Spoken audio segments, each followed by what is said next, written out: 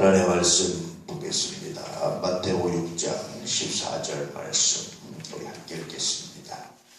너희가 사람의 과실을 용서하면 너희 하늘 아버지께서도 너희 잘못을 용서하시려니와 15절 말씀은 너희가 만일 사람을 용서하지 않으면 하나님도 너희를 용서하지 아니하실 것이다.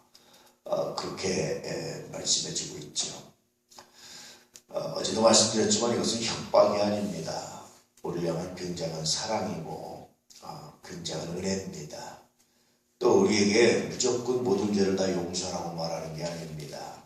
우리가 용서할 수 있는 그런 것들, 용서 가능한 것들에 대한 말씀입니다. 물론 사람마다 그 용서의 범위는 다 달라요. 손양원 목사님은 아들을 죽인 원수를 용서할 뿐만 아니라 양자로 삼았죠. 용서할 범위가 사람마다 다 다릅니다. 그래서 오늘 말씀은 또 다른 의미는 뭐냐면 용서의 범위를 넓혀가는 것이 신앙의 성숙이지요. 그것이 여러분 굉장히 중요합니다.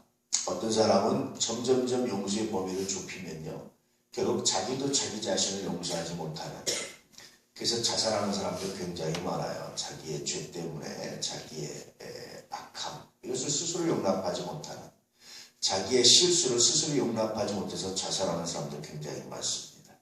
에밀 듀르켐이라는 사람이 자살의 연동 과정을 이렇게 연구해서 이렇게 했는데요. 결국은 자기가 자기를 어떻게 바라보느냐에 따라서 자살을 하기도 하고 안 하기도 합니다.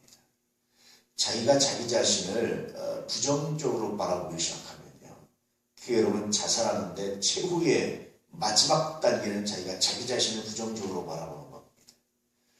다시 말하면 파라푸토마타가 너무 작아지는 거예요. 자기 자신에게도 용납할 수 있는 그런 기준이 작아지는 겁니다. 그렇다고 해서 너무 또 자기 자신을 많이 용납하면 어떻게 되겠습니까? 그것도 합리화가 되고 무뎌지고 죄에 대해서 그렇게 되죠. 그래서 굉장히 중요한 것은 성경은 내가 나에 대해서 용납하는 것이 아니라 내가 다른 사람에 대해서 용납하는 범위를 넓힐 때 그것이 결국 자기가 사는 길입니다. 그렇게 말해주고 있는 거예요. 이게 성경에서 말하고 있는 그런 과실, 주님께서 정말 용서하시기 원하시고 주님께서 우리를 성장시키기 원하시는 정말 중요한 그런 내용이다라고 말씀해주고 있죠. 이 과실을 용서한다는 것은 우리가 회개한다라는 의미가 있어요. 우리가 하나님께 회개하는 방법이 뭐냐? 우리가 어떻게 하면 하나님 내가 잘못했습니다, 용서하십시오 라고 말할 수 있느냐? 그것은 상대를 용서함으로 하나님께 회개하는 것이다. 그러니까 결국 회개의 또 다른 방법이 용서다라고 말해주고 있는 거예요. 굉장히 놀라운 그런 말씀입니다. 정말 놀라운 겁니다.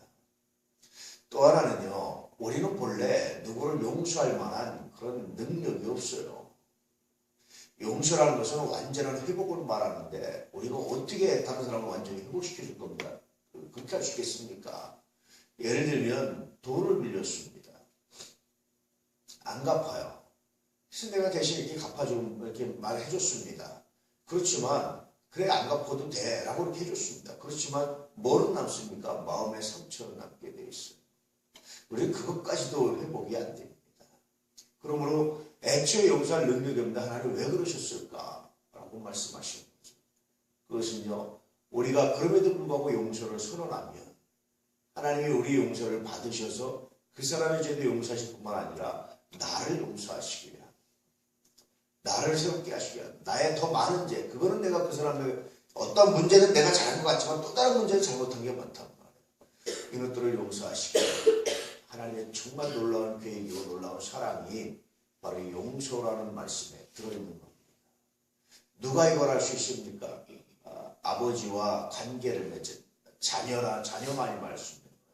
아버지와 자녀라는 관계가 없는 사람들은 이런 마음을 모른다라는 거예요. 성경은 심지어 내가 원수를 사랑하면 비로소 아들이 되리니 그렇게 말씀하시는데 자녀가 되리니 그런 뜻이거든요. 결국 누가 아느냐? 아버지와 자녀라는 관계를 맺고 사는 사람들만이 아버지 이런 마음을 안다. 그렇지 않으면 이 마음을 몰라서 오해하고 무슨 조건적으로 생각하고 오늘 말씀 협박으로 생각하고 이렇게 된 것은 정말 잘못된 것이다. 그렇게 말씀해주고 있는 것이 오늘 말씀입니다. 오늘 여러분 내가 얼마나 상대의 과실을 용서하고자 하는 마음이 있는지 한번 생각해 보시기를, 그것이 아버지의 마음과 어떻게 연관되어 있는지 한번 생각해 보시기를 축복합니다. 이게 오늘 우리가 묵상해야 되고 회복해야 될 것들입니다. 그러므로 그 결과 자신과 건강한 관계, 건강한 삶, 비로소 자기 자신을 자기가 용납할 수 있는 건강한 관계, 그런 관계로 회복시켜 간다라는 거예요. 자기 자신과 건강한 관계를 맺지 못하는 사람이 다른 사람과 건강한 관계를 맺을 수가 없습니다. 하나님과도 건강한 관계를 맺고 한다는 것은 굉장히 어려워요. 지나치게 양심이 무뎌져서 잘못하고도 잘못이 아니라고 말하는 이런 긍정적인 것 잘못됐고요. 지나치게 자기 자신을 부정적으로 생각하고 공격하는 것도 잘못됐습니다. 내가 누군지를 정확히 알고 그 앞에 무릎 꿇고 기도하는 것이 정말 소중하죠. 오늘 다른 사람의 과실에 대한 하나님의 말씀을 들으시고 이 말씀 가운데 순종하기를 축복합니다. 또하나 그렇습니다. 상처가 깊으면요 용서하는 데 시간이 오래 걸려요. 그런데 우리는 너무나 빨리 용서하려고 하기 때문에, 용서가 아닌데 용서하려고 하기 때문에, 용서가 안 되는데 용서하려고 하기 때문에, 그래서 제대로 된 용서를 못하고 오히려 더 많은 상처를 받는 경우들이 굉장히 많습니다.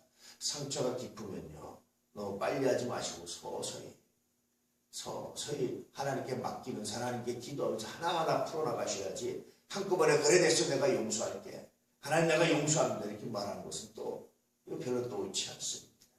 상처가 깊으면 깊은 만큼 기다릴 줄도 하는 것.